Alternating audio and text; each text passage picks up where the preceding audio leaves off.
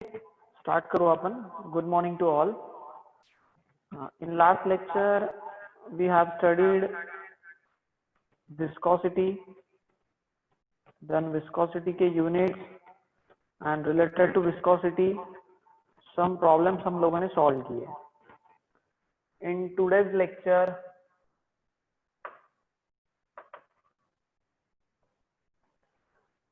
we will study some basic concepts जो आपके syllabus में given है.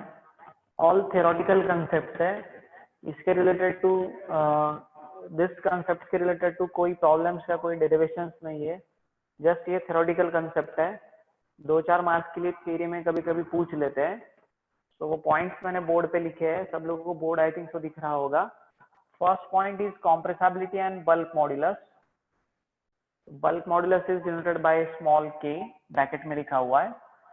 Second point is surface tension. Third point is vapour pressure and last point is relation between temperature and viscosity. So सबसे पहले मैं last वाला point explain कर रहा हूँ. That is relation between temperature and viscosity. Basic point है. ये theory में भी आप लोगों को कोई नहीं पूछेगा, बट एज ए इंजीनियर या आप अगर फ्लूइड मैकेनिक्स पढ़ रहे हो तो आप लोगों को टेम्परेचर एंड विस्कोसिटी में क्या रिलेशन होता है ये पता होना चाहिए. देन इसके रिलेटेड आप लोगों को एक प्रैक्टिकल भी है लैब में. सो प्रैक्टिकल का नाम है रेडवुड विस्कोमीटर. सो रेडवुड करके एक साइंटिस्ट था, उसने विस्कोमीटर बनाया to find out the viscosity for different liquids. हम लोगों ने विस्कोसिटी पढ़ी लास्ट लेक्चर में. काइनेमेटिक विस्कोसिटी क्या होता है, डायनामिक विस्कोसिटी क्या होता है, विस्कोसिटी के यूनिट्स क्या है, पॉइस क्या है, स्ट्रोक क्या है, ये सब डिटेल में हम लोगों ने लास्ट लेक्चर में पढ़ा. बट से मैं अगर आप लोगों को बोलता हूँ कि पेट्रोल है, मुझे पेट्रोल की विस्कोसिटी कैलकुलेट करके दिखाओ, या मैंने एक ऑयल दे दिया आप लोगों को और मैंने बोला कि इस ऑयल की विस्कोसिटी मुझे कैलकुलेट करके दिखाओ, तो विस्कोसिटी कैलकुलेट करने के लिए बहुत सारे विस्कोमीटर्स मार्केट में अवेलेबल है. बट हमारे कॉलेज में हमारे पास रेडवुड विस्कोमीटर है. रेडवुड करके एक साइंटिस्ट था, उसने एक विस्कोमीटर बनाया हुआ है. वो विस्कोमीटर कैसा दिखता है, उस पर विस्कोसिटी कैसे मेजर करते हैं, जब आप एक्चुअल कॉलेज में आओगे, जब आपके एक्चुअल प्रैक्टिकल्स वगैरह स्टार्ट होंगे तो तब हम ये ऑल कवर करेंगे पोर्शन. बट अभी सिर्फ इतना ध्यान में रखना कि विस्कोमीटर का यूज करके विस्कोसिटी फाइंड आउट करते हैं and there is a relation with temperature and viscosity. ठीक है. सो क्या रिलेशन है. सो बेसिक लिख रहा हूं मैं लिक्विड्स के लिए. पहले लिक्विड्स के लिए लिख रहा हूं. लिक्विड्स के लिए टेम्परेचर बढ़ता है तो विस्कोसिटी डाउन होती है. लिक्विड्स के लिए अगर टेम्परेचर बढ़ता है तो विस्कोसिटी डाउन होती है. इसका best example engine oil. Car में, टू व्हीलर्स में हम पीरियोडिकली इंजन ऑयल चेंज करते हैं. क्यों चेंज करते हैं? क्योंकि इंजन में सम रोटेटिंग पार्ट्स है या स्लाइडिंग पार्ट्स है. सो जब मैं इंजन में इंजन ऑयल फिल करता हूँ नया वाला, तो समथिंग टाइम के बाद से फोर व्हीलर्स में आफ्टर 10,000 किलोमीटर आप लोगों को इंजन ऑयल चेंज करना पड़ता है. सो 10,000 किलोमीटर तक गाड़ी जब चलती है तो ड्यूरिंग द रनिंग पोजीशन वहां पे इंजन में बहुत सारे रोटेटिंग पार्ट्स होने के कारण हीट डेवलप होता है, जनरेट होता है. सो वो हीट कैरी करता है ऑयल, इंजन ऑयल. इमेजिन करो कि कार में या टू व्हीलर में अगर मैंने इंजन ऑयल नहीं डाला हुआ है तो वहां पे बहुत ज्यादा फ्रिक्शन बढ़ जाएगा. फ्रिक्शन बढ़ जाएगा तो इंजन वहां पे जल जाएगा, ब्लास्ट हो जाएगा. दैट्स व्हाई वहां पे फ्रिक्शन रिड्यूस करने के लिए हम इंजन में इंजन ऑयल वहां पे भरते हैं. सो स्टिल मैं इंजन ऑयल भरता हूँ तो भी उसमें समथिंग फ्रिक्शन डेवलप ही होता है. ऐसा नहीं होता है कि फ्रिक्शन डायरेक्टली नील हो जाता है या जीरो हो जाता है. स्टिल वहां पे समथिंग फ्रिक्शन डेवलप होता है एंड वो फ्रिक्शन डेवलप होने के कारण वहां पे टेम्परेचर बढ़ता है एंड वो टेम्परेचर कैरी करता है ऑयल. ठीक है. सो जैसे जैसे ऑयल का टेम्परेचर बढ़ता है तो पीरियोडिकली या सम डेज के बाद उसकी विस्कोसिटी डाउन होते रहती है. तो विस्कोसिटी डाउन होने के बाद क्या होता है, वो जो भी ऑयल है वो थीन बन जाता है. शुरुआत में हम जब नया ऑयल डालते हैं कार के अंदर या कार के इंजन के अंदर, उस टाइम पे उसकी विस्कोसिटी प्रॉपर होने के कारण वो गाढ़ा होता है या थिक होता है. बट पीरियोडिकली समथिंग टाइम के बाद उसकी विस्कोसिटी डाउन होती है due to the rise of temperature. So viscosity down होने के कारण वो ऑयल क्षीण हो जाता है, और अगर ऑयल क्षीण हो गया तो अगेन वहां पे फ्रिक्शन बढ़ जाएगा, इंजन में फ्रिक्शन बढ़ेगा तो इंजन की एफिशिएंसी डाउन हो जाएगी, कार की एफिशिएंसी डाउन हो जाएगी। दैट्स व्हाई हम पीरियोडिकली इंजन ऑयल्स को चेंज करते हैं। सो एम आई क्लियर हो गया? लिक्विड्स में टेम्परेचर बढ़ता है तो विस्कोसिटी डाउन होती है, वेयर एज इसके एग्जैक्टली रिवर्स है गैसेस में।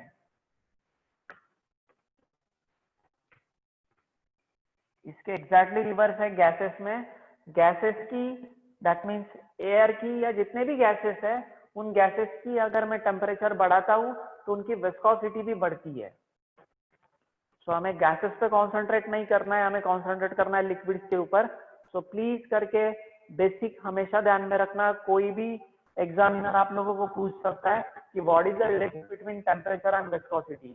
सो सिंपल रिलेशन है, for liquids as the temperature increases viscosity decreases, and for gases as the temperature increases viscosity also increases. So clear हो गया first point, relation between temperature and viscosity. उसका example engine oil, gear oil, जो भी जितने भी oil हम car में two wheeler में यूज करते हैं वो पीरियोडिकली हमें चेंज करने पड़ते हैं, पीरियोडिकली रिप्लेस करने पड़ते हैं। क्यों रिप्लेस करने पड़ते हैं?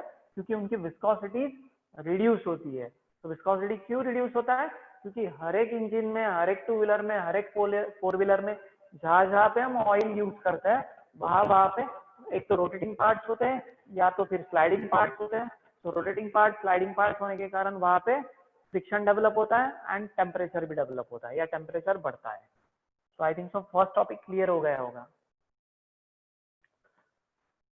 नाउ मैं सेकंड टॉपिक स्टार्ट करता हूं, कॉम्प्रेसिबिलिटी एंड बल्क मॉड्यूलस के। सो सबसे पहले मैं एक्सप्लेन करूंगा कॉम्प्रेसिबिलिटी। कॉम्प्रेसिबिलिटी की सिंपल डेफिनेशन है, compressibility is the reciprocal of bulk modulus. That means compressibility is nothing but 1/k। Compressibility की सिंपल डेफिनेशन है reciprocal of bulk modulus. So compressibility is equal to 1/k। But compressibility क्या होती है या bulk modulus क्या होता है वो अभी एक्सप्लेन कर रहा हूं। जैसे अभी मैंने बोला कि compressibility is the reciprocal of bulk modulus, that means 1/k is nothing but your compressibility. तो k क्या है या बल्क मॉड्यूलस क्या है? तो आई थिंक फर्स्ट ईयर में आप लोगों ने पढ़ा होगा k that is bulk modulus is defined as the ratio of compressive stress to the volumetric strain। compressive stress to the volumetric strain। अभी इसमें बेसिक क्या है, मैं k की डेफिनेशन यहाँ पे शॉर्ट में लिख रहा हूं।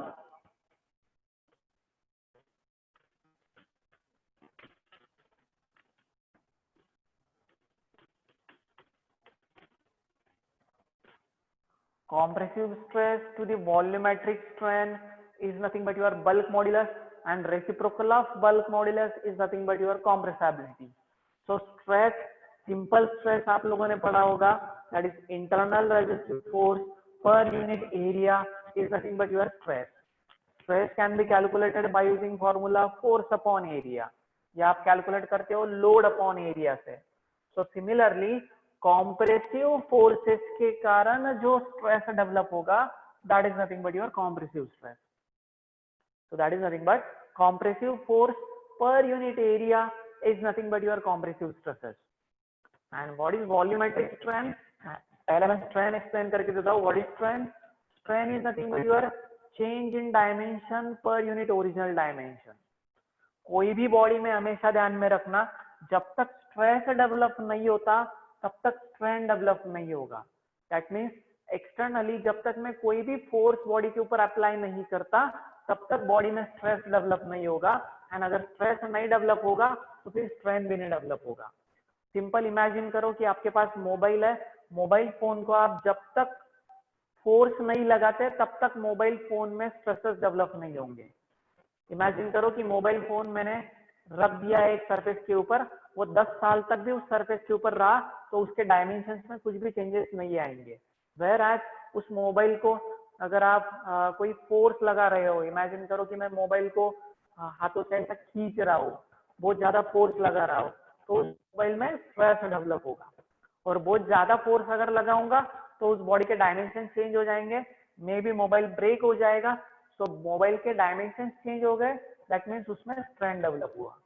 तो सिंपल स्ट्रेन ध्यान में रखना, चेंज इन डायमेंशन पर unit original dimension is nothing but your strain. There are two types of strain, one is linear strain and second is lateral strain, और इसको ही बोलते हैं secondary strain। ठीक है, अभी linear strain क्या होता है? Linear strain is nothing but change in a length per unit original length। सिर्फ length change हो रही है due to the external force, then that strain is called as your linear strain। जैसे delta L upon L, change in length upon original length, सिर्फ length change हो रहा है, which is your linear strain. Whereas what is lateral strain? Length छोड़ के दूसरे जो भी पैरामीटर चेंज हो रहे हैं, that all parameters are related to your lateral strain और सेकेंडरी स्ट्रेन। सिंपल एग्जांपल देके एक्सप्लेन करके देता हूँ यहाँ पे।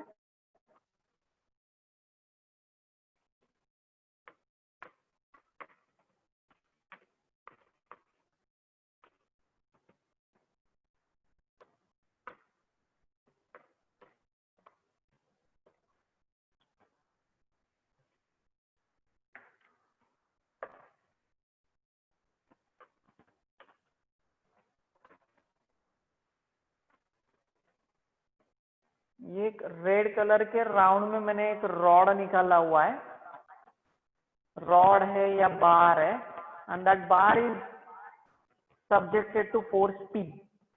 सो मैं बार को खींच रहा हूँ, टेंसाइल फोर्स अप्लाई कर रहा हूँ, तो फोर्स अप्लाई करने के कारण उसका लेंथ बढ़ेगा या नहीं? लेंथ चेंज होगा। सो लेंथ चेंज होना is nothing but a linear strain develop होना, and that linear strain is nothing but change in length upon original length। Imagine करो इस रॉड का लेंथ था 10 सेंटीमीटर, मैंने फोर्स अप्लाई करने के बाद उसका लेंथ बढ़ गया which is equal to 11 centimetre. So my change in length is 11 minus 10 which is equal to 1 centimetre. So 1 divide by original length, that is 1 by 10 is nothing but my linear strain। But whereas जब इसका length बढ़ रहा है तो same case में इसकी width कम हो रही है या इसका डायमीटर कम हो रहा है। सो लेंथ छोड़ के सेकंड पैरामीटर चेंज हो रहा है, विड्थ चेंज हो रहा है या डायमीटर चेंज हो रहा है, थिकनेस चेंज हो रहा है। So that all are concern with your secondary strength. पहले इसका डायमीटर से इमेजिन करो 5 mm डायमीटर था, लेंथ बढ़ने के बाद उसका डायमीटर रिड्यूस हो गया 4 mm तक। सो चेंज इन डायमीटर बन गया मेरा 4 minus 5 और 5 minus 4 which is 1 mm। so 1 by 5 mm is my secondary strain और इसको ही बोलते हैं lateral strain। ये क्यों समझा के दे रहा हूं कि बाजू में एक एग्जांपल दिया हुआ है, ये वाला एग्जांपल, अब इधर कॉन्ट्रेक्ट करो ये एग्जांपल की तरफ, ये वाला पिस्टन सिलेंडर वाला एग्जांपल। एक पिस्टन सिलेंडर अरेंजमेंट दिया हुआ है, सिलेंडर में एयर भरा हुआ है ऐसा इमेजिन करो। सो एयर का एक्चुअल वॉल्यूम है V, ये वाला एयर का एक्चुअल वॉल्यूम है V। मैंने पिस्टन पे P इतना फोर्स अप्लाई किया हुआ है, मैं पिस्टन पे फोर्स अप्लाई कर रहा हूं P इतना। सो पिस्टन को फोर्स अप्लाई करने के बाद पिस्टन की न्यू पोजीशन रेड कलर में दिख रही है। सो न्यू पोजीशन आया मतलब मैंने उस एयर को कॉम्प्रेस किया। तो कॉम्प्रेस करने के बाद उसका वॉल्यूम चेंज होगा। सो वॉल्यूम ये सेकेंडरी स्ट्रेन में आएगा। सो सेकेंडरी स्ट्रेन डेवलप होना is nothing but my volumetric strain develop होना। So what is volumetric strain? Change in volume per unit original volume. So dV upon V is my volumetric strain and compressive stress क्या है? मैं force apply कर रहा हूं externally P। So force change होगा from 0 to something value. तो change in a force और change in a pressure per unit volumetric strain is nothing but my bulk modulus. Again I repeat, मैं external force P apply कर रहा हूं। So external force P apply करने के कारण या प्रेशर चेंज होने के कारण इस सिलेंडर के अंदर कॉम्प्रेसिव स्ट्रेसेस डेवलप होंगे। क्यों डेवलप होंगे? क्योंकि मेरा वॉल्यूम चेंज हो रहा है।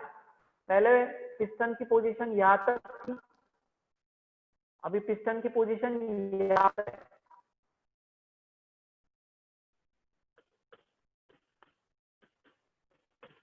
तो वॉल्यूम चेंज होने के कारण या मैं उसको प्रेस कर रहा हूं, कॉम्प्रेस कर रहा हूं, तो कॉम्प्रेस करने के कारण कॉम्प्रेसिव स्ट्रेसेस डेवलप होंगे सिलेंडर के अंदर। तो कॉम्प्रेसिव स्ट्रेसेस को मैंने डिनोट किया हुआ है यहाँ पे डीपी। डीपी से क्यों दिखाया? क्योंकि चेंज इन प्रेशर के कारण कॉम्प्रेसिव स्ट्रेसेस डेवलप हो रहे हैं। इमेजिन करो अगर ये मैं प्रेशर यहाँ पे अप्लाई नहीं करता था, तो प्रेशर नहीं अप्लाई करता था तो सिलेंडर में पिस्टन आगे नहीं बढ़ता था, और पिस्टन अगर आगे नहीं बढ़ता था तो कॉम्प्रेशन नहीं होता था, कॉम्प्रेशन नहीं होता था तो फिर कॉम्प्रेसिव स्ट्रेसेस नहीं डेवलप होते थे। सो that's why DP upon minus dv by v is nothing but your bulk modulus, that is compressive stress upon volumetric strength. So again I repeat, compressive stresses की जगह पे मैंने लिखा हुआ है dp and volumetric strain की जगह पे मैंने लिखा हुआ है dv upon v। उसको माइनस साइन क्यों दिया हुआ है? क्योंकि वॉल्यूम रिड्यूस हो रहा है। पहले एयर था से उसमें 1 लीटर एयर भरा हुआ था या 1 मीटर क्यूब एयर इतना भरा हुआ था, अभी वो 0.5 मीटर क्यूब हो गया। दैट मीन्स मेरा वॉल्यूम कम हो गया, वॉल्यूम रिड्यूस हो गया। So negative sign is just due to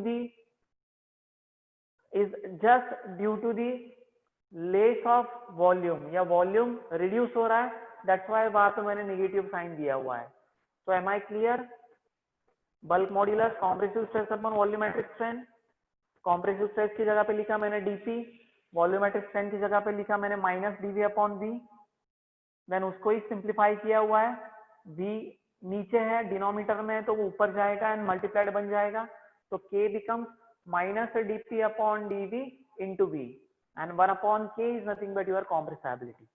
so this is just a basic, this is just a theoretical portion. कभी कभी 2 मार्क्स के लिए, 4 मार्क्स के लिए आप लोगों को एग्जाम में सवाल आ सकता है, explain compressibility and bulk modulus, explain surface tension, explain vapor pressure।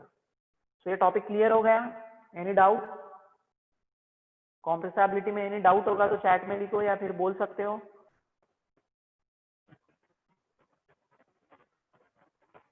Any doubt to anyone?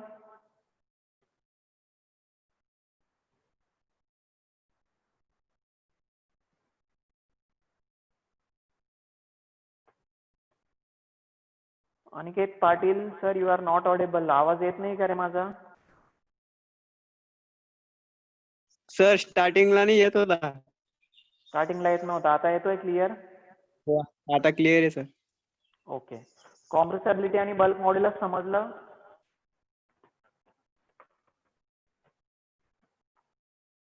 ठीक है।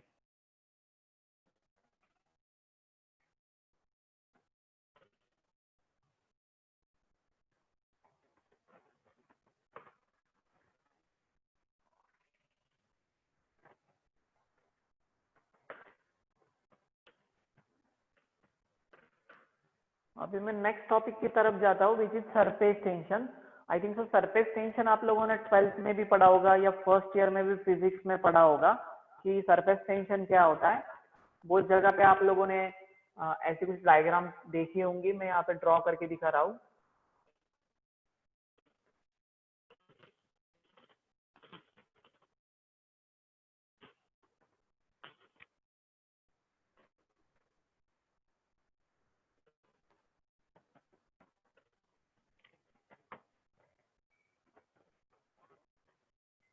ठीक है, ऐसी कुछ डायग्राम आप लोगों ने सरफेस टेंशन के रिलेटेड देखी होगी कि एक टैंक है, टैंक फुल ऑफ वाटर है, वाटर में मैंने 3 मॉलिक्यूल्स दिखाए हुए हैं, एक मॉलिक्यूल वाटर के प्योरली अंदर है, एक मॉलिक्यूल वाटर के आधा बाहर है आधा अंदर है, एक मॉलिक्यूल वाटर के सरफेस के ऊपर है या पूरा बाहर है। ठीक है, तो ऐसी कुछ डायग्राम आप लोगों ने सरफेस टेंशन के रिलेटेड पढ़ी होगी, देखी होगी। कभी कभी 2 मार्क्स के लिए थ्योरी में पूछ सकते हैं कि एक्सप्लेन सरफेस टेंशन। तो सरफेस टेंशन ये कंसेप्ट क्या है? सरफेस टेंशन डिनोट करते हैं सिग्मा से, जैसे आप स्ट्रेस डिनोट करते हो सिग्मा से, वैसे ही सरफेस टेंशन डिनोट करते हैं सिग्मा से। स्ट्रेस का यूनिट आप लोगों ने पढ़ा न्यूटन पर मीटर स्क्वायर, इसका यूनिट है न्यूटन पर मीटर। तो प्लीज करके कंफ्यूज मत होना, सॉम में जो आप स्ट्रेस पढ़ते हो which is force per unit area and his unit is newton per metre square, whereas FM में जो आप सरफेस टेंशन पढ़ते हो वो भी डिनोट होता है सिग्मा से एंड उसका यूनिट है newton per metre. So simple इसकी डेफिनेशन है फोर्स पर यूनिट लेंथ। जैसे वाटर का सरफेस है, वाटर के सरफेस के ऊपर, वाटर का सरफेस या कोई भी लिक्विड का सरफेस बिहेव करता है लाइक अ इलास्टिक मेम्ब्रेन। जब आप छोटे थे या हम जब छोटे रहते हैं तो एक सिंपल वाला गेम खेलते हैं की कागदाची होडी बनवतो आपण, मे बी बऱ्याच विद्यार्थ्यांनी किंवा बऱ्याच छोटे छोटे विद्यार्थी बनवतात, छोटे छोटे पोरं बनवत असतात। कागदाची आपण नाव बनवतो आणि तिला पाण्यावर ठेवतो, ती पाण्यावर आरामात तरंगते। सो वो क्यों फ्लोट होती है? Due to the surface tension, क्योंकि वाटर का सरफेस उस कागज के ऊपर या उस कागज की बोट के ऊपर वर्टिकली अपवर्ड डायरेक्शन में समथिंग फोर्स डेवलप करता है, vertical direction. So that force is nothing but a surface tension. So force per unit area, force per unit length is nothing but your surface tension. So उसके definition अगर मुझे लिखनी है तो surface tension is defined as the tensile force acting on the surface of a liquid is called as your surface tension, denoted by sigma, and its unit is Newton per meter. तो surface tension clear हो गया। Tensile forces acting on the liquid पर unit length is nothing but your surface tension. क्यों आता है ये surface tension? तो again इसके अगर बहुत ज्यादा डीप में जाएंगे तो कोहेसिव फोर्सेस, एडहेसिव फोर्सेस, ये कंसेप्ट आप लोगों ने सुने होंगे, ये पढ़े होंगे। तो कोहेसिव एंड एडहेसिव फोर्सेस के कारण सरफेस टेंशन ये प्रॉपर्टी डेवलप होता है कोई भी लिक्विड के अंदर। इंटरमोलिकुलर रिएक्शन होता है तो उसके कारण सरफेस टेंशन ये प्रॉपर्टी डेवलप होती है। या सिंपल ध्यान में रखना कि कोई भी लिक्विड का सरफेस बिहेव करता है like elastic membrane and that behaviour of a liquid surface is called as surface tension.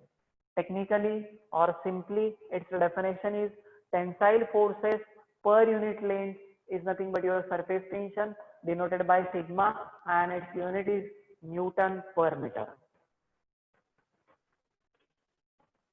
So I think so surface tension ये clear हो गया होगा। Now next is your vapor pressure.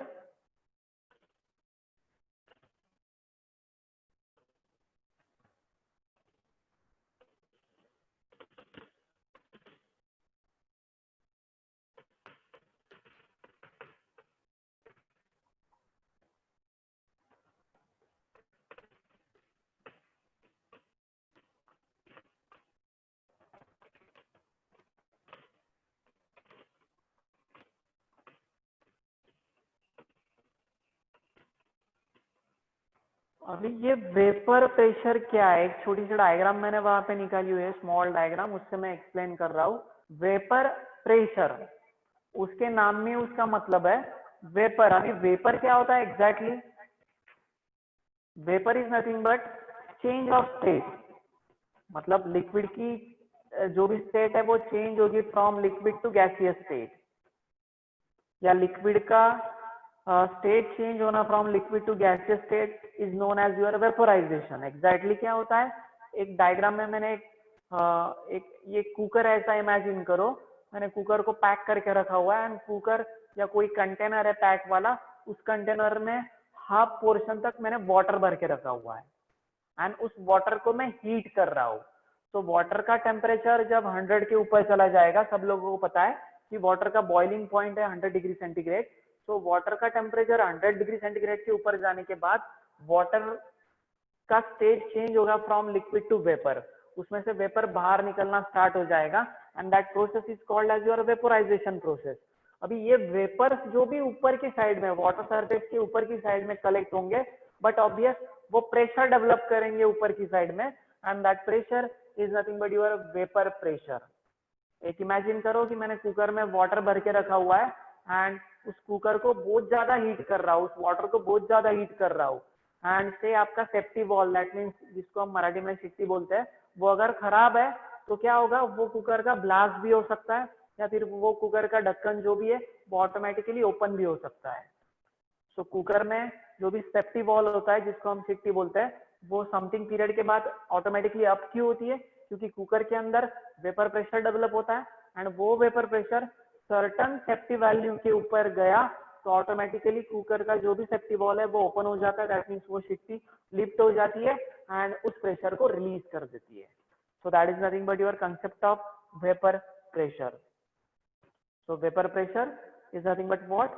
The change of, yeah, change from the liquid state to gaseous state is known as your vaporization, and vaporization depends upon but obvious your temperature. As temperature increases, your vaporization increases, and vaporization होना and vaporization के कारण जो भी pressure बढ़ता है, that pressure is nothing but your vapor pressure. Okay? So clear हो गई ये all points? शॉर्ट में एक्सप्लेन करता हूँ again one time. compressibility is the reciprocal of bulk modulus, that is 1/k is nothing but compressibility. What is bulk modulus? Ratio of compressive stress to the volumetric strain, that is dp upon minus dv by v।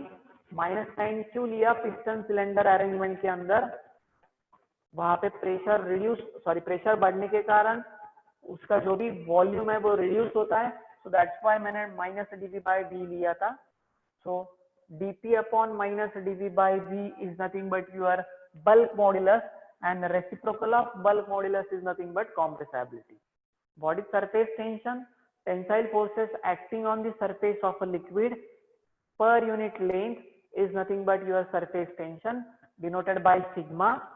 Its unit is Newton per meter. ये क्यों होता है? So the any liquid surface behaves like a elastic membrane and the behavior of that liquid surface is nothing but your surface tension. What is vapor pressure? अभी मैंने explain करके दिया, any liquid जैसे water को मैं heat कर रहा हूँ फ्रॉम 20 डिग्री टू 100 डिग्री, तो अबव 100 डिग्री जब वाटर जाएगा तो उसका वेपोराइजेशन होगा। वेपोराइजेशन होना मतलब लिक्विड का स्टेट चेंज होना फ्रॉम लिक्विड टू गैसियस, तो गैसेस बाहर निकलेंगे, दैट मींस वेपर फॉर्म बाहर निकलेंगे एंड वो वेपर फॉर्म ऊपर की साइड में प्रेशर डेवलप करेगा, that pressure is nothing but your vapour pressure. And last relation between temperature and viscosity. So for liquids मैंने बोला कि जैसे टेम्परेचर बढ़ता है तो विस्कोसिटी डाउन होती है, वेयर एज इन गैसेस जैसे टेम्परेचर बढ़ता है उसकी विस्कोसिटी भी बढ़ती है। सो ये था बेसिक। अगर आप लोगों ने आपका सिलेबस देखा होगा, प्लीज करके सब लोग हर रोज सिलेबस बुक देखा करो, सिलेबस में क्या पॉइंट्स दिए हुए हैं और हम क्लास में क्या पॉइंट्स पढ़ रहे हैं। जब तक आप syllabus book and your actual book and जो क्लास में चल रहा है इन तीनों को मैच नहीं करते, तब तक क्या चल रहा है आप लोगों को क्लास में कुछ समझ में नहीं आएगा। तो unit number 1 is totally basic. Unit number 1 बहुत सिंपल है, 10 मार्क्स सब लोगों को आने ही चाहिए। May be in upcoming days जैसे यूनिट नंबर 1 एंड होगा हमारा 2-4 लेक्चर्स में, तो हम यूनिट नंबर 1 के ऊपर एक टेस्ट लेने वाले हैं मूडल के ऊपर। सो आप पीरियोडिकली मूडल भी चेक किया करो, मूडल्स पे मैंने सिलेबस भी अपलोड करके दिया हुआ है, मैं यूनिट नंबर 1 की पीपीटी भी अपलोड वहां पे करने वाला हूँ। तो जो भी डाउट्स है वो अभी आप मूडल पे, व्हाट्सएप पे ये लेक्चर्स में क्लियर किया करो। सो आई थिंक सो ये टॉपिक्स क्लियर हो गए होंगे। तो मैं नेक्स्ट टॉपिक की तरफ जाता हूँ।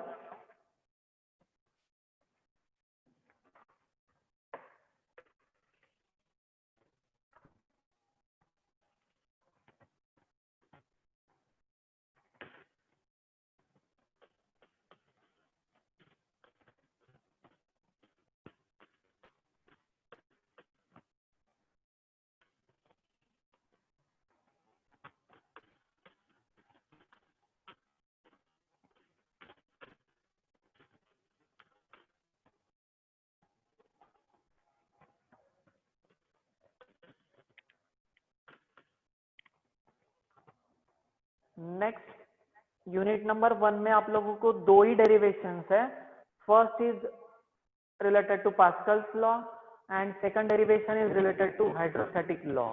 101% ये दोनों डेरिवेशन में एक डेरिवेशन कंफर्म आएगा एग्जाम्स में, एंड देन आगे जाके अगेन दो डेरिवेशन है स्मॉल वाले, दैट इज प्रेशर के लिए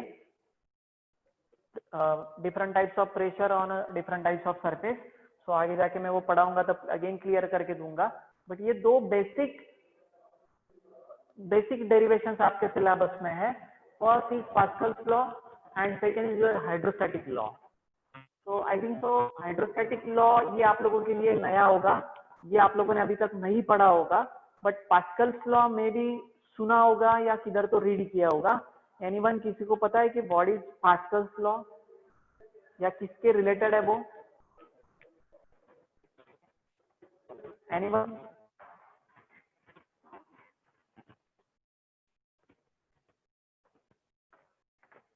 किसी ने पढ़ा है पास्कल्स लॉ?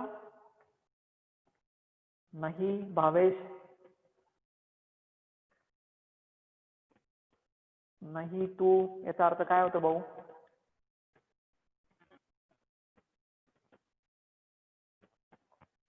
एनीवन? ठीक है, चलो मैं एक्सप्लेन करके देता हूँ कि what is Pascal's law and what is hydrostatic law. पहले दोनों का डिफरेंस क्या है वो क्लियर करेंगे. Aditya, related to pressure. Okay. So what is Pascal's law? Pascal's law is related to pressure. What Pascal state that? Pascal state that pressure or intensity of a pressure in a static fluid is equal in all direction. Important word क्या है definition में या statement में? important line, important word क्या है? static.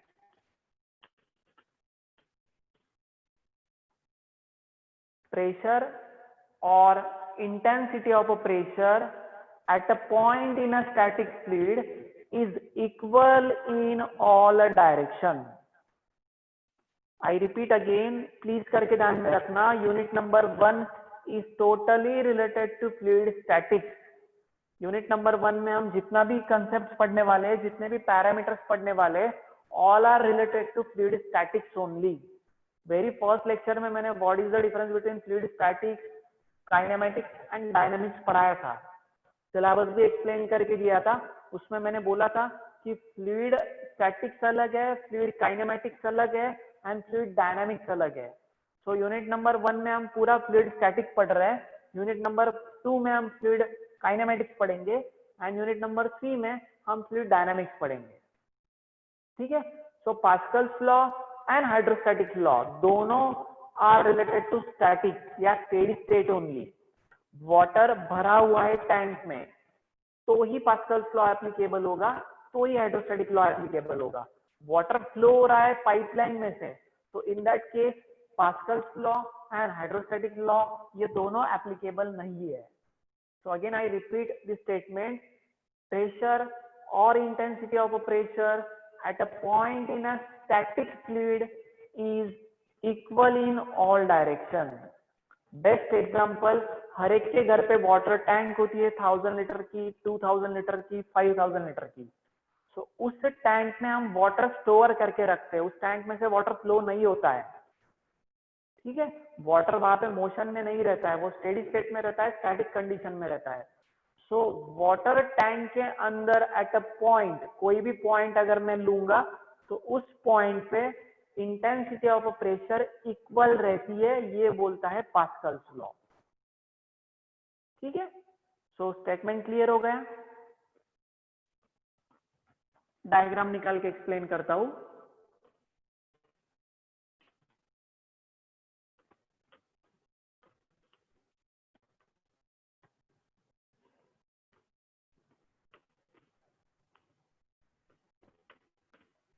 एक tank लिया हुआ है, उसमें वाटर भरा हुआ है एंड वाटर का एक पॉइंट मैंने लिया, सर्कल किया हुआ है जिस पॉइंट को. उस पॉइंट पे according to Pascal's law the intensity of pressure is equal in all direction. That means X direction में, वाई डायरेक्शन में, जेड डायरेक्शन में आपकी इंटेंसिटी जो है प्रेशर की वो इक्वल रहेगी. सो दैट्स वाई हमें डिराइव करना है पास्कल्स लॉ में Px is equal to Py equal to Pz।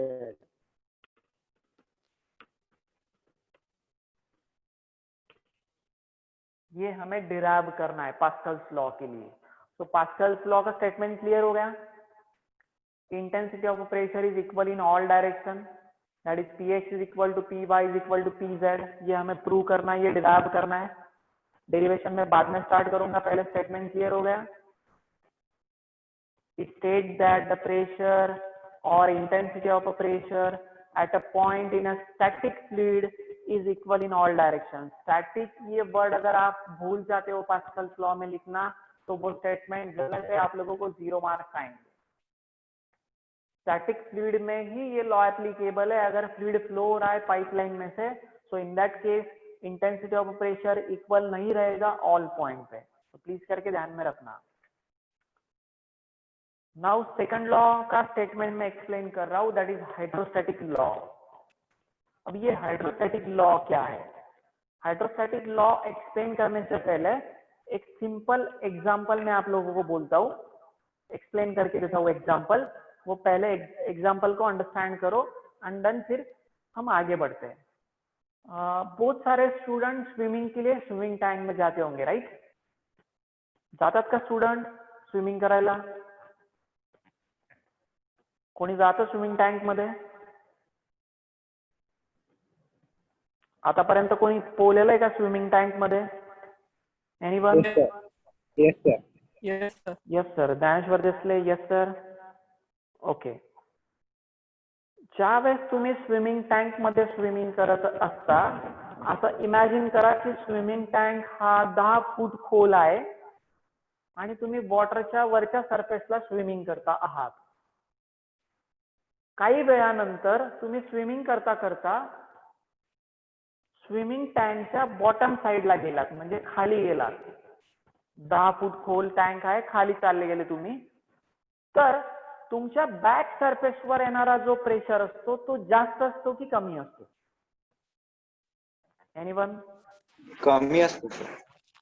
Khairnar Kamlesh, हाय. कमी असतो असं कोण बोलला आता?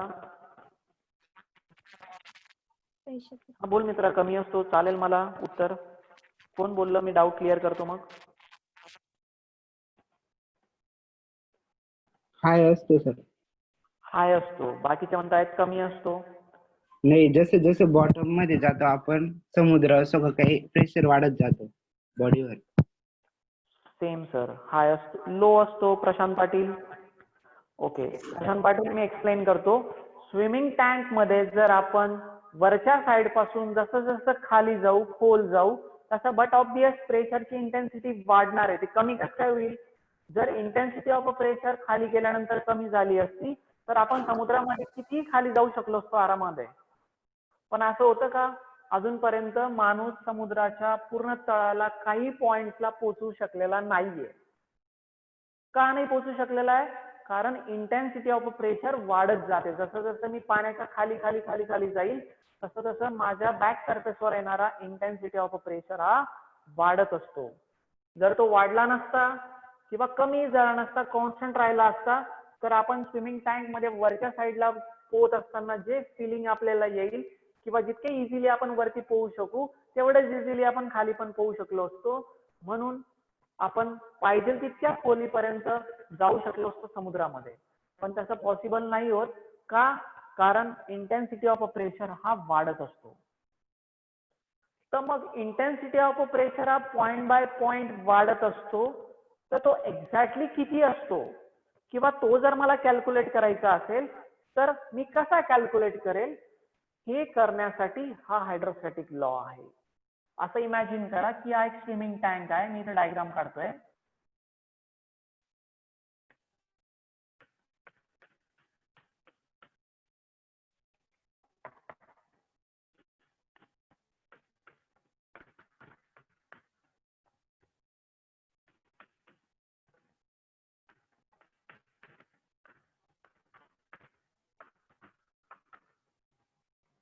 स्विमिंग टँक आहे. त्या टँक 10 फूट खोल आहे.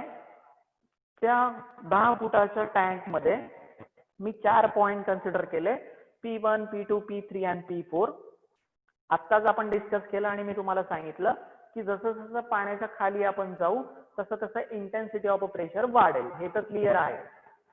पण जर मी तुम्हाला सांगितलं की मला स्विमिंग टँकच्या बॉटमला प्रेशर कॅल्क्युलेट करून द्या, मी तुम्हाला सांगितलं कि स्विमिंग टैंक का मिडल मला प्रेशर कैलकुलेट करूँ दिया, दैट मीन्स मैंने अगर आप लोगों को बोला कि ये 4 पॉइंट्स पे मुझे प्रेशर कैलकुलेट करके दो, तो वो प्रेशर कैलकुलेट करने के लिए आप लोगों को यूज करना पड़ेगा hydrostatic law. And what is hydrostatic law? Hydrostatic law है P is equal to rho g h, where h is nothing but height. मुझे P1 की हाइट पता है कि ये 2 फुट पे है, 3 फुट पे है, 5 फुट पे है, 10 फुट पे है. मैं अलग अलग पॉइंट की हाइट कैलकुलेट कर सकता हूँ. G is my constant which is 9.81 and rho जो मैंने पढ़ा है आप लोगों को which is density and density of water हमें पता है which is 1000 kg per meter cube.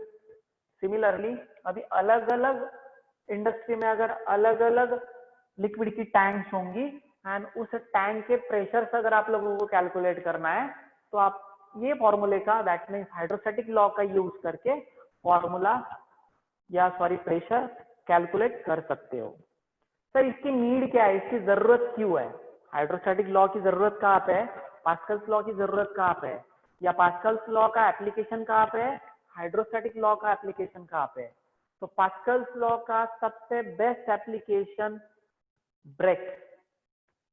4 wheeler में ब्रेक्स हम यूज करते हैं, वहां पे हमारे हाइड्रोलिक ब्रेक्स होते हैं, हम ब्रेक ऑयल का यूज करते हैं.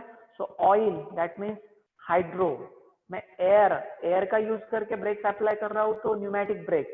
कोई कोई ट्रक्स में आप लोगों ने देखा होगा पीछे लिखा रहता है न्यूमेटिक ब्रेक्स. तो न्यूमेटिक ब्रेक्स का मतलब क्या है, वहां पे एयर का यूज करके, कॉम्प्रेसिव एयर का यूज करके ब्रेक अप्लाई करते हैं. वेयर एज कोई ट्रक्स में 4 व्हीलर्स में हाइड्रोलिक ब्रेक्स होते हैं. तो हाइड्रोलिक ब्रेक्स मतलब ऑयल का यूज करके हम ब्रेक वहां पे यूज करते हैं. सो इमेजिन करो कि ब्रेक अप्लाई करने के बाद चारों टायर्स पे ब्रेक कांस्टंट नहीं अप्लाई होता तो क्या होता था? असं इमॅजिन करा की चारही टायर्सला कॉन्स्टंट ब्रेक अप्लाय नाही होत आहे. मी ब्रेक पॅडल प्रेस केला आणि पुढच्या एक टायरला ब्रेक जास्त लागतोय, बाजूच्या टायरला ब्रेक कमी लागतोय, मागे ब्रेक लागतच नाहीये. तर ती कार कुठेतरी स्लिप होऊन पलटी होऊन गेली असती किंवा ऍक्सिडेंट होऊन गेला असता. म्हणजे काय होतं एक्झॅक्टली, ज्यावेळेस मी ब्रेक पॅडल प्रेस करतो तर intensity of a pressure equal apply होते चारही टायर्स मध्ये, चारही साइडला इक्वल अप्लाय होते, म्हणून माझी गाडी प्रॉपर पोझिशनला थांबते, प्रॉपर पोझिशनला रेस्ट होते. जर असं नसतं झालं तर कारचा ऍक्सिडेंट होऊन गेला असता. मग काय डिफरन्स आहे नेमका ऑइल मध्ये आणि न्यूमॅटिक मध्ये? मी ऑइल ब्रेक ऑइल यूज करतोय किंवा मी तिकडे ऍज अ ब्रेक फ्लुइड म्हणून एअर यूज करतोय. तर एअर हे लवकर पास होतं ऍज कम्पेअर टू ऑइल. ऑइलला पास व्हायला, लिक्विड्सला पास व्हायला जास्त वेळ लागेल. का जास्त वेळ लागेल? कारण त्याची विस्कॉसिटी जास्त आहे. विस्कॉसिटी जास्त आहे तर फ्रिक्शन जास्त असेल म्हणून त्याला पोचायला वेळ लागेल. वेअर ऍज एअर जे आहे त्याची विस्कॉसिटी कमी आहे ऍज कम्पेअर टू ऑइल, म्हणून तुमचा एअर जो आहे ते फटक्यात पोहोचेल आणि फटक्यात ब्रेक अप्लाय होतील. म्हणून भारी कार्स मध्ये किंवा मोठ्या मोठ्या ट्रक्स मध्ये न्यूमॅटिक ब्रेक्स असतात. पण न्यूमॅटिक ब्रेक्सचा डिसएडव्हान्टेज काय? एअर लीक झाली तर तुम्हाला दिसणार नाही. जर एकदम बारीक एअर कुठून तरी लीक होत असेल तर तुम्हाला दिसणार नाही की एअर लीक होत आहे, आणि लीक होऊन गेली तर तुमचे ब्रेक्स फेल होऊ शकतात आणि ऍक्सिडेंट होऊ शकतात. वेअरॅज ऑइल्स मध्ये काय असतं, ऑइल बारीक मधलं बारीक जरी लीक झालं तरी तुम्हाला दिसेल की इथं ऑइल लीक होतंय, ऑइल गळतंय, म्हणजे ब्रेक्स मध्ये माझ्या काहीतरी प्रॉब्लेम्स आहेत. तर हा झाला application of Pascal's law. Pascal's law नसता राहिला तर ब्रेक्सच अप्लाय नसते झाले आणि कोणतंच व्हेकल, कोणतीच गाडी या रोडावर चालली नसती. इन शॉर्ट हे वर्ड चाललं नसतं. सेकंड आहे हायड्रोस्टॅटिक लॉ. आता हायड्रोस्टॅटिक लॉचा यूज काय आहे? घरी प्रत्येकाच्या टँक आहेत, वॉटर टँक 1000 लिटरच्या, 2000 लिटरच्या. या टँकच्या बॉटमला बॉटम सरफेसला किती प्रेशर डेव्हलप होतोय हे जर कॅल्क्युलेट करता नसतं आलं तर तुम्हाला टँक डिझाईन करता नसती आली. असं इमॅजिन करा की सिंटेक्स वाल्यांनी टँकची बॉटम साइड जी आहे तिचा लेअर जो आहे तो 5 मीटर पर्यंत ठेवलेला आहे, तर काय झालं असतं, वेस्टेज ऑफ मटेरियल झालं असतं तिथं. किंवा इमॅजिन करा की सिंटेक्स वाल्यांनी बॉटम लेअरचा टँक जो आहे किंवा साईड लेअरचा जो टँक आहे तो 0.1 mm ठेवलेला आहे. तर 0.1 mm मुळे काय झालं असतं, वॉटरच्या प्रेशरमुळे ती टँक फुटून गेली असती, ब्लास्ट होऊन गेली असती. तर एक्झॅक्टली मला टँक किंवा जिथं जिथं मी लिक्विड स्टोअर करणार आहे स्टेडी स्टेटला, त्या केसेसमध्ये तिथं लिक्विडमुळे येणारा प्रेशर किती आहे हा जर मला कॅल्क्युलेट करता आला, तर मी तिथं प्रॉपर मटेरियलचा यूज करून, प्रॉपर डायमेन्शनचा यूज करून ती टँक किंवा ते जे काही ऍप्लिकेशन असेल ते सेफ डिझाईन करू शकतो. बेस्ट एक्झाम्पल अजून दुसरं घेऊ शकतात तुम्ही, डॅम. सगळ्या लोकांनी डॅम्स पाहिले असतील. जर डॅमचं तुम्ही कन्स्ट्रक्शन पाहिलं तर ते असं दिसतं तुम्हाला, ट्रायंग्युलर. बेसला म्हणजे खालच्या साईडला जी विड्थ असते ती खूप जास्त असते, वेअरॅज तुम्ही जसे जसे वरती येणार तसं तसं त्याची विड्थ ही कमी होत जाते. असा डॅम कुठे पाहिला नसेल तुम्ही, रेक्टँग्युलर. असा रेक्टँग्युलर बंधारा आहे असं कुठे पाहिला नसेल तुम्ही. असे ट्रायंग्युलर जे काही डॅम्स आहेत ते पाहिले असतील का? बट ऑब्वियस डॅम्स मध्ये वॉटर हे स्टेडी स्टेटला असतं. स्टेडी स्टेटला असतं म्हणजे तिथं बॉटम साईडला प्रेशर जास्त असेल वरच्यापेक्षा. बॉटम साईडला प्रेशर जास्त आहे तर मला बॉटम साईडला जो काही मी डॅम बांधणार आहे त्याची विड्थ ही जास्त असणं आवश्यक आहे. आणि वरती मला नीड नाहीये, कारण जसं जसं मी वरती येईल तसं तसं इंटेन्सिटी ऑफ प्रेशर डाऊन होईल. जर मी वरती पण मटेरियल जास्त वापरून घेतलं तर मटेरियल वेस्ट होईल, माझं मटेरियल कॉस्ट वाढून जाईल आणि ते मटेरियल खूप कॉस्टली असल्यामुळे वेस्टेज ऑफ मनी होईल. म्हणून डॅमचं कन्स्ट्रक्शन असं ट्रायंग्युलर असतं. तर समजलं पास्कल्स लॉ आणि हायड्रोस्टॅटिक लॉचे ऍप्लिकेशन की काय शिकतोय आपण. आता मी तुम्हाला हायड्रोस्टॅटिक लॉचं स्टेटमेंट सांगतो की काय आहे. The pressure or intensity of a pressure or intensity of a pressure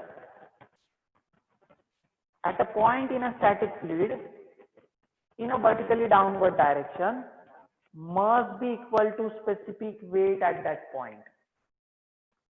Must be equal to specific weight at that point. परत सिंपल याच्यात सांगतो.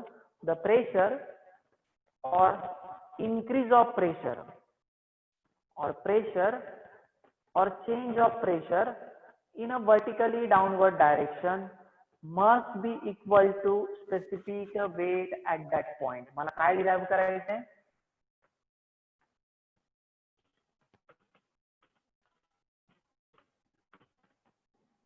dp by dz. What is dp by dz?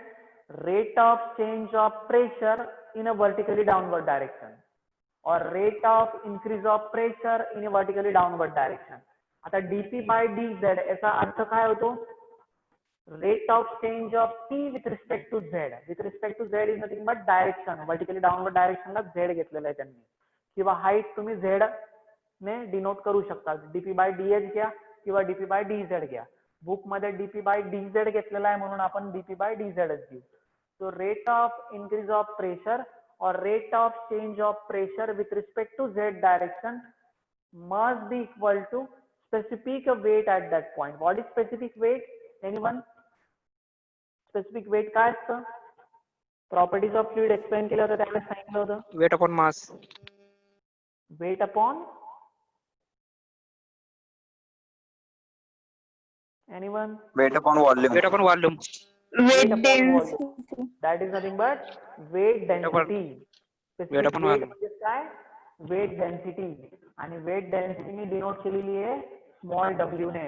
आणि what is weight density? Weight density La directly आपण लिहू शकतो का? Rho into g. Weight density म्हणजे rho into g ना. Yes sir. म्हणजे Yes, तुम्हाला sir. प्रूव्ह करायचं आहे dp by dz is equal to rho into g. आणि याच फॉर्म्युल्यावरून तुमचा हा फॉर्म्युला बनणार आहे p is equal to rho g h. हा dz जर मी तिकडे मल्टिप्लाइड करून घेतला तर इक्वेशन बनेल dp is equal to rho g dz. आणि मी इंटिग्रेशन केलं तर इंटिग्रेशन येईल p is equal to rho g z or rho g h. तर ते कसं आलं काय आलं ज्यावेळेस डेरिव्हेशन स्टार्ट करेल त्यावेळेस एक्सप्लेन करून देईल. पण आता ऍटलीस्ट दोघींचे स्टेटमेंट समजले का? आता परत रिपीट करतो पास्कल्स लॉ. प्रेशर और intensity of a pressure at a point in a static fluid is equal in all directions. That is, Px is equal to Py equal to Pz.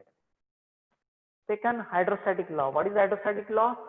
Rate of increase of pressure or rate of change of pressure in a vertically downward direction must be equal to specific weight at that point.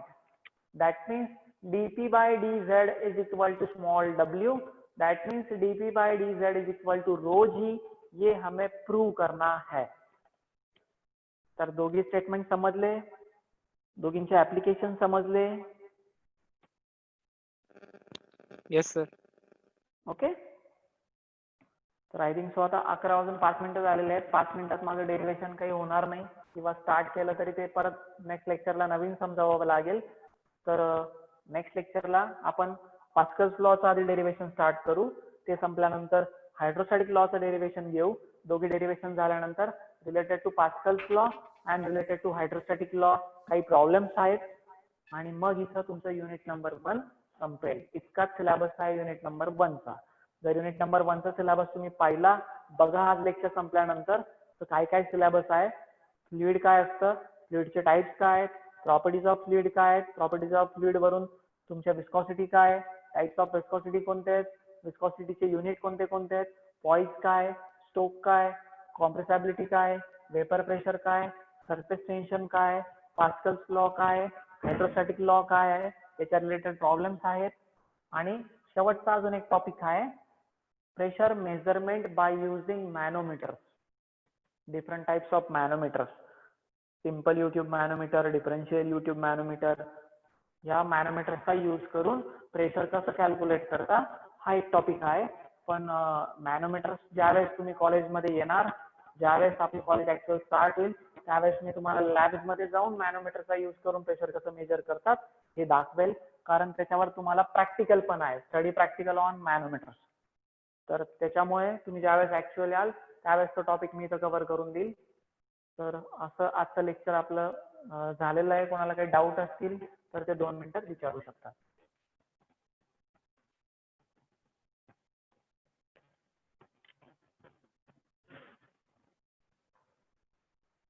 Any doubt to anyone? No sir. No sir. Okay. Still काही विद्यार्थी म्हणजे No, sir. Proper format मध्ये log in नाही होत बेटा तू. Next lecture Yes, sir. Proper Sir, I will try. हाँ. Yes, sir. I will try. Okay, you will try. So please try. Next lecture में आप ट्राई करो प्रॉपर फॉर्मेट में. इस बार मैं अटेंडेंस लगा लूंगा. Okay, sir. ओके ठीक है. Thank you. सो एंड करो मीटिंग.